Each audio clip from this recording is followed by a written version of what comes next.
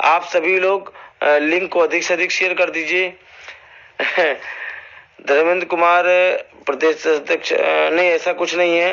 भगवान चौहान जी नमस्कार। मैं केवल अपना फर्ज अदा कर रहा हूं और मैं समझता हूं सभी को अपना फर्ज अदा करना चाहिए। तो बात है भाजपा भारतीय जनता पार्टी की लोक कल्याण संकल्प पत्र 2017, परिवर्तन लाएंगे कमल खिलाएंगे। भारतीय जनता पार्टी उत्तर प्रदेश, तो इन्होंने अपने संकल्प पत्र में जो लिखा था उस पर थोड़ी सी नजर मार लेते हैं। भारतीय जनता पार्टी उत्तर प्रदेश में परिवर्तन, विकास एवं गरीबों के सशक्तिकरण के लिए नए युग की शुरुआत इस लोक कल्याण संकल्प पत्र के माध्यम से कर रही है। केंद्र में माननीय प्रधानमंत्री श्री नरेंद्र मोदी जी के नेतृत्व में भारतीय जनता पार्टी ने सुशासन के माध्यम से सामाजिक एवं आर्थिक लक्ष्यों को जमीन पर उतारने की शुरुआत की है। मतलब इन्होंने जो वादे किए थे उनको जमीन पर उतारने के लिए ये सारे वादे किए थे। केंद्र सरकार ने गरीबों के कल्याण एवं उनके आर्थिक समायोजन के लिए अनेक साहसिक पहल की। इस लोक कल्याण संकल्प पत्र के माध्यम से भारतीय जनता पार्टी यह आश्वस्त करती है कि उत्तर प्रदेश के सर्वस्पर्शी सर्वसमावेशक विकास, गरीबों के कल्याण, महिलाओं के सशक्तिकरण तथा युवाओं के आत्म सम्मान एवं आत्मनिर्भरता के लिए प्रयास करती रहेगी। चलिए आते हैं अब इनके वादे पर, जो इनके प्रमुख वादे हैं, और आप लोग ध्यान से सुने, उसके बाद कमेंट करें। कृषि विकास का बनेगा आधार। तो इन्होंने किसानों के लिए क्या लिखा है? सभी लघु एवं सीमांत किसानों का फसली ऋण माफ किया जाएगा। क्या ऐसा हुआ है कि सभी लघु एवं सीमांत किसानों का फसली ऋण माफ किया गया है? आप लोग कमेंट में दें। सभी लघु एवं सीमांत किसानों को ब्याज मुक्त फसली ऋण दिया जाएगा। भविष्य में गन्ना किसानों को फसल बेचने के 14 दिनों के भीतर भुगतान पूरा किया जाएगा। ये भाजपा का संकल्प पत्र 2017 है, जो उन्होंने वादे किए थे। आखिर ये वादे कैसे हैं, क्या है, आप सभी लोग जो है कमेंट में दें। सरकार बनने के 120 दिनों के भीतर बैंकों और चीनी मिलों के समन्वय से गन्ना किसानों की बकाया राशि का पूर्ण भुगतान कराया जाएगा। क्या ऐसा हुआ कि योगी जी की सरकार बनने के बाद 120 दिनों के भीतर सभी किसानों का बकाया भुगतान हुआ? नहीं हुआ, या हुआ? जो भी है बताने का कष्ट करें। अब आ जाते हैं मेन मुद्दे पर। 50 लाख किसानों को ड्रिप एवं स्प्रिंकलर सिंचाई योजना का लाभ सुनिश्चित किया जाएगा। तालाबों का संरक्षण एवं पुनरुद्धार सुनिश्चित करने के लिए तालाब विकास। हालांकि बातें बहुत सारे इन लोगों ने की है, लेकिन हम आते हैं मेन मुद्दे पर।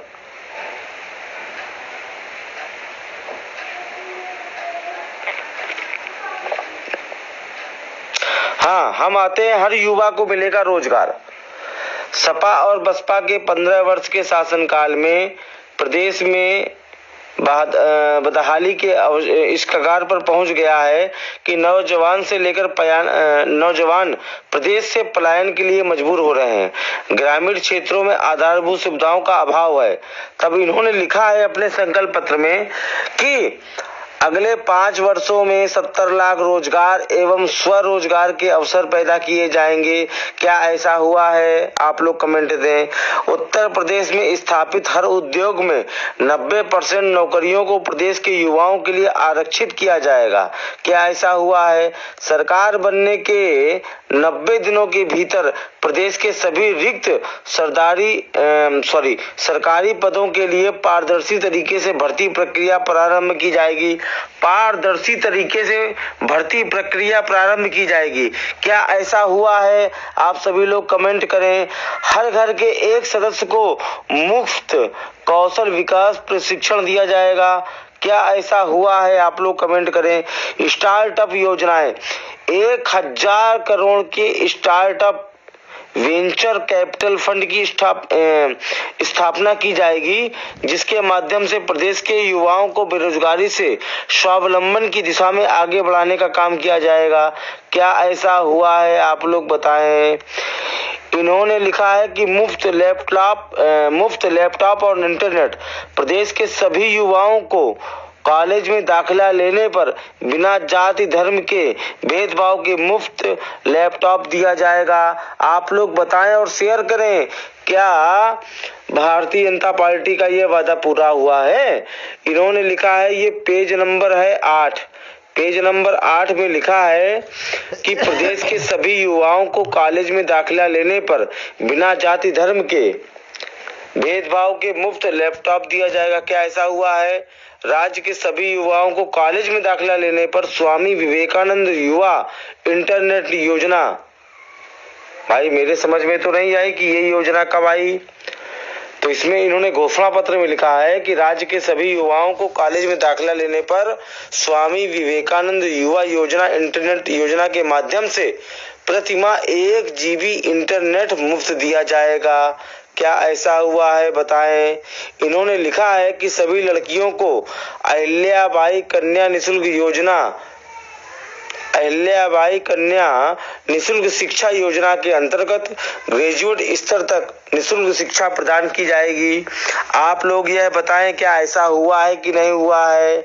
यह कमेंट और इसको शेयर करते जाएं। सभी लड़कों के लिए इन्होंने लिखा है, सभी लड़कों के लिए। आप समझने का प्रयास करें। इन्होंने अपने घोषणा पत्र में लिखा है, संकल्प पत्र में लिखा है, सभी लड़कों के लिए कक्षा 12 तक तथा कक्षा 12 में 50% से अधिक पाने वाले लड़कों को ग्रेजुएट स्तर तक निःशुल्क शिक्षा प्रदान की जाएगी। क्या इनका यह वादा पूरा हुआ है? अब तो आचार संहिता लग गई है, तो आप सब लोग बताएं, क्या ये इनका वादा पूरा हुआ है? इन्होंने फिर लिखा है कि गरीब परिवार से आए छात्रों की उच्च शिक्षा के लिए 500 करोड़ के बाबा साहब अंबेडकर छात्रवृत्ति कोष की स्थापना की जाएगी। 1-2 करोड़ नहीं, 500 करोड़ के। पेज नंबर 9 में लिखा है, आप लोग देख सकते हैं। क्या ये हुआ है? इन्होंने लिखा है कि कक्षा 12 तक गरीब परिवार से आए छात्र छात्राओं को सभी निःशुल्क पुस्तकें, यूनिफॉर्म, जूते तथा स्कूल बैग मुफ्त दिए जाएंगे।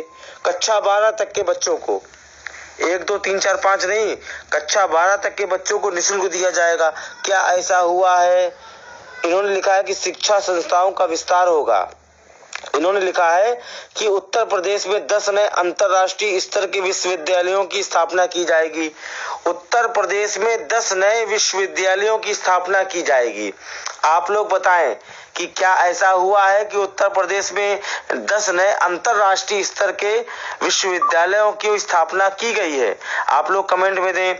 इन्होंने लिखा है कि हर जिले में एक इंजीनियरिंग कॉलेज अथवा पॉलिटेक्निक कॉलेज की स्थापना की जाएगी। क्या ऐसा हुआ है कि हर जिले में एक इंजीनियरिंग कॉलेज अथवा पॉलिटेक्निक कॉलेज की स्थापना की गई है? और अगर की गई है तो मैं आपको बता दूं कि कुछ समय पहले पॉलिटेक्निक और ITI, हालांकि ITI की जो कॉलेज हैं उनको जो है निजीकरण में सौंपा गया है।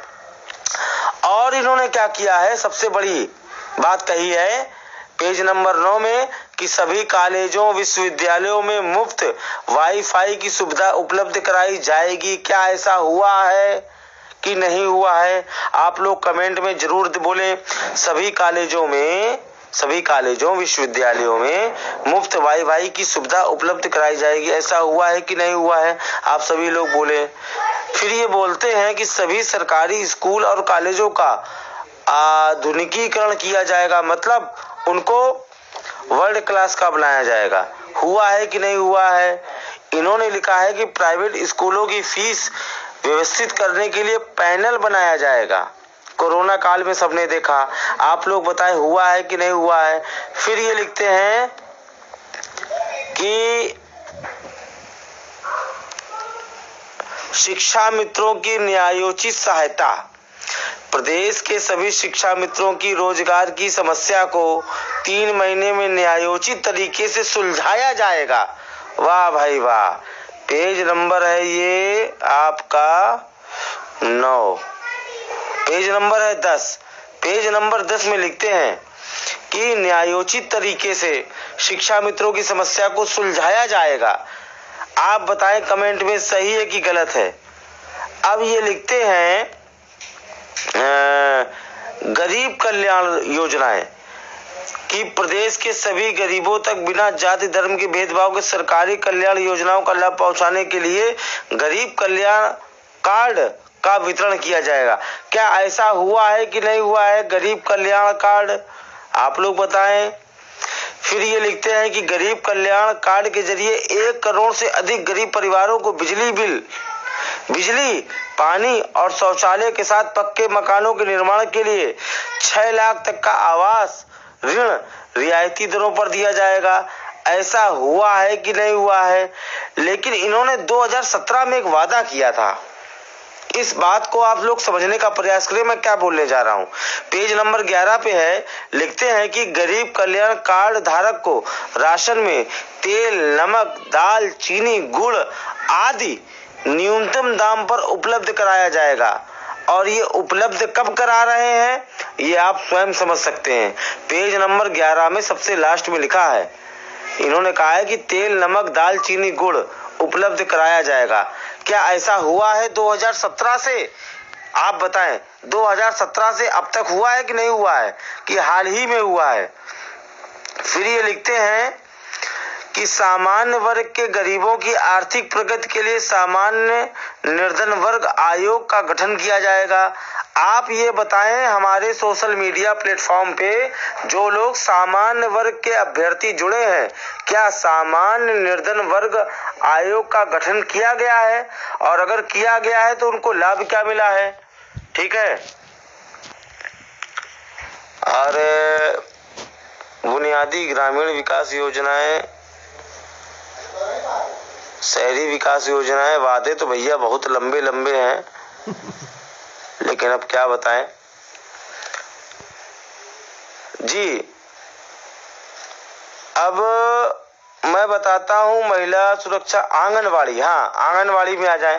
प्रदेश में आंगनवाड़ी सहायिकाओं, मिनी आंगनवाड़ी कार्यकर्तियों व आंगनवाड़ी कार्यकर्तियों के मानदेय में वृद्धि एवं सेवा शर्तों में सुधार अति आवश्यक है। सरकार आने के बाद समिति का गठन करके 120 दिनों में उसकी रिपोर्ट के आधार पर उनके मानदेय में न्यायोचित वृद्धि की जाएगी।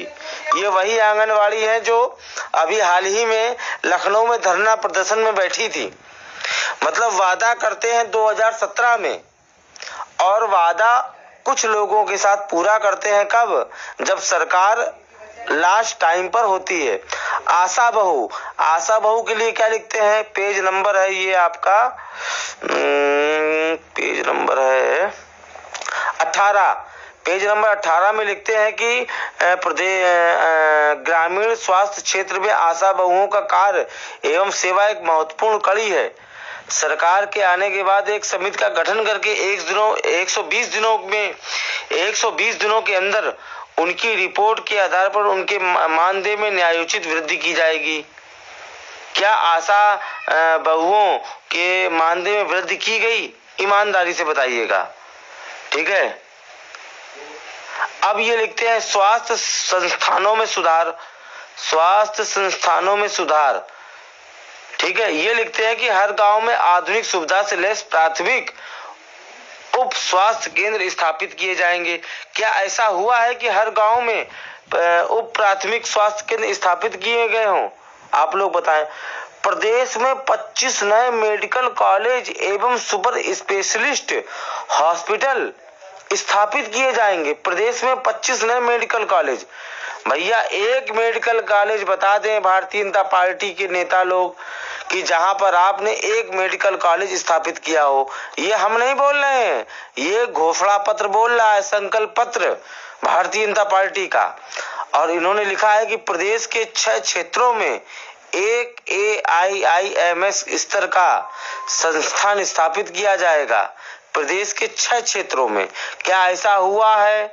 सभी लोग बोले, इसमें कोई दिक्कत नहीं है, सभी लोग बोले।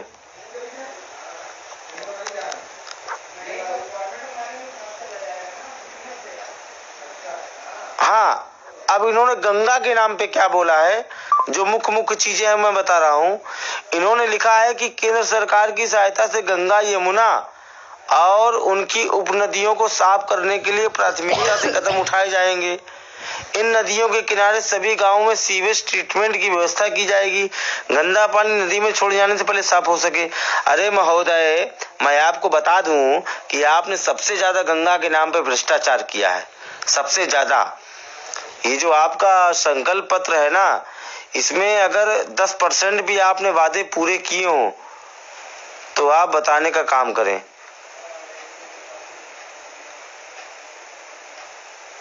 वादे तो भैया ऐसे हैं कि बहुत सारे वादे हैं, लेकिन अब इन वादों को पूरा करना भारतीय जनता पार्टी का काम नहीं है ना, क्योंकि इन्होंने लिखा है सरकारी कर्मचारी कल्याण योजना।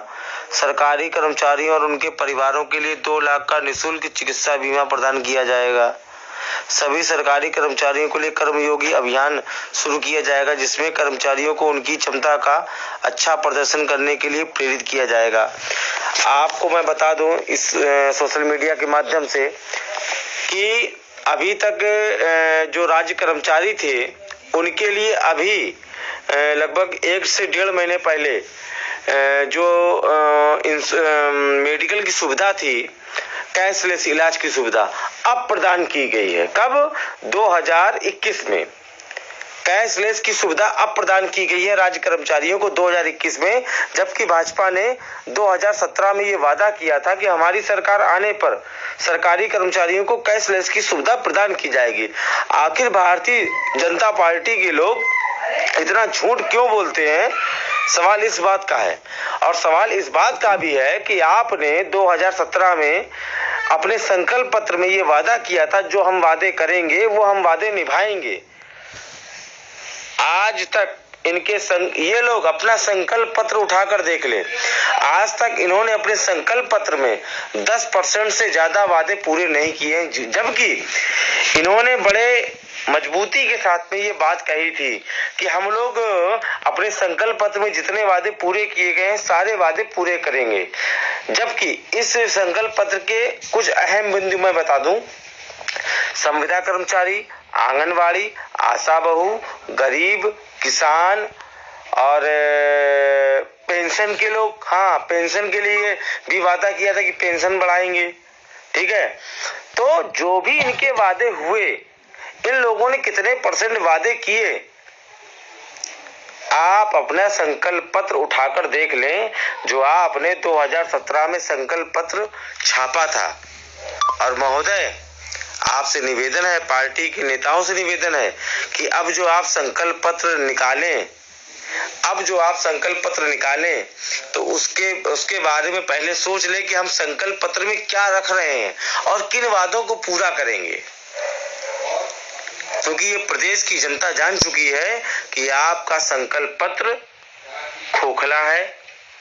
वो चाहे संविदा कर्मचारियों के मामले में हो, शिक्षा मित्रों के मामले में हो, बालिका सुरक्षा के मामले में हो, महिला सशक्तिकरण के मामले में हो। और एक बात बता दें, महिला सशक्तिकरण में जितना उनका बजट था 600 करोड़ से ऊपर, उससे ज्यादा 70% से ऊपर सरकार ने केवल प्रचार और प्रसार में खर्च किया है। ये आप गूगल पे सर्च कर सकते हैं कि महिला सशक्तिकरण, बेटी बचाओ बेटी पढ़ाओ के मामले में भारतीय जनता पार्टी का बजट क्या था और कितना उन्होंने खर्चा किया। और हम ये बात करते हैं माँ गंगा की, माँ गंगा को साफ करेंगे, तो आप गंगा का बजट देख ले केंद्र का, कि केंद्र का गंगा का बजट कितना है। हालांकि बात बहुत कायदे से रखनी थी, कुछ लोग मीडिया के लोग जुड़ रहे थे, लेकिन कुछ टेक्निकल प्रॉब्लम की वजह से लोग नहीं जुड़ पाए। तो कोशिश करेंगे कि इसको बाद में रखा जाए। लेकिन आप सभी से निवेदन है कि भारतीय जनता पार्टी का संकल्प पत्र अपने पास, अपने जेब में, अपने पॉकेट में अवश्य रखें और उसी पे ही बहस करें, क्योंकि जिनके दिमाग में गोबर भरा है वो इस बात को नहीं समझेंगे, वो उस समय आपकी बात को खारिज करेंगे। तो अतः आप सभी लोग संकल्प पत्र को अपने जेब में, अपने पॉकेट में रखने का काम करें, ताकि जो गोबर भक्त हैं उनको आप दिखा सकें और उनसे डिबेट कर सकें, क्योंकि वो अगर इस बात को समझेंगे देखेंगे तो जाहिर सी बात है उनकी बात में समझ में आएगा कि आखिर ये जो संकल्प पत्र है इसमें क्या है क्या नहीं है। हालांकि मैंने और किसी पार्टी का संकल्प पत्र नहीं पढ़ा है, क्योंकि वर्तमान में जो सरकार है उन्होंने जो वादे किए अनुदेशकों के लिए, आंगनवाड़ी के लिए, आशा बहुओं के लिए, शिक्षा मित्रों के लिए, सरकारी कर्मचारियों के लिए, किसानों के लिए, गरीबों के लिए, तो मैं जाहिर सी बात है कि आप सभी लोग जब उनका संकल्प पत्र देखेंगे तो सारी बातें क्लियर हो जाएंगी। मुझे इससे ज्यादा कुछ